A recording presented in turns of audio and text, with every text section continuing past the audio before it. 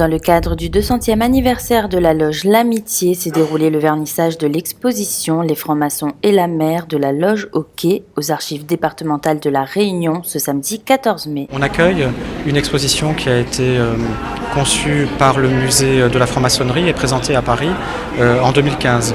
Et on a réutilisé les textes, les panneaux du catalogue de l'exposition pour la présenter et la décliner aussi localement avec un focus sur le développement de la franc-maçonnerie dans l'océan Indien.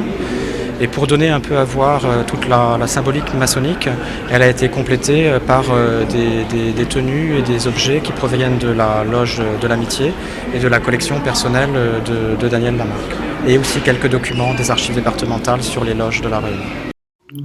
Un vernissage qui s'est déroulé en présence de Daniel Keller, grand maître du Grand Orient de France, en visite sur l'île. La franc-maçonnerie, une société de pensée qui a plus de 2 siècles d'existence. Cette exposition est un moment important pour nous et pour le Grand Orient de France parce qu'elle participe d'une démarche d'extériorisation. C'est-à-dire qu'il est important que les francs-maçons montrent ce qu'ils font, ce qu'ils sont, et quel meilleur moyen que de le montrer à travers ces pages d'histoire.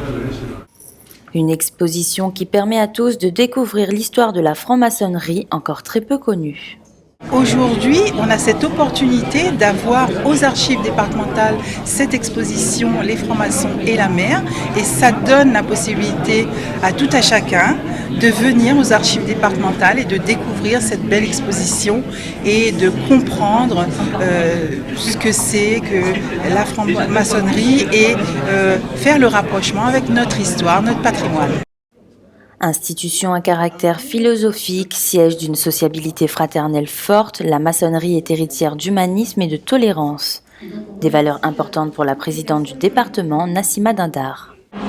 La franc-maçonnerie s'est aussi beaucoup interrogée sur la place de l'homme, sa réflexion, son rapport à lui-même, son rapport aux autres, pour vivre ensemble. Et au moment où on sent bien dans la société française, voire européenne et mondiale, un repli identitaire où les communautés ou les groupes se constituent avec une appartenance ou pas, où les jeunes sont en attente de cette appartenance-là. Et je crois que la franc-maçonnerie a un rôle encore capital à jouer. L'exposition sera visible jusqu'au 2 septembre 2016 aux archives départementales de la Réunion à Champfleury.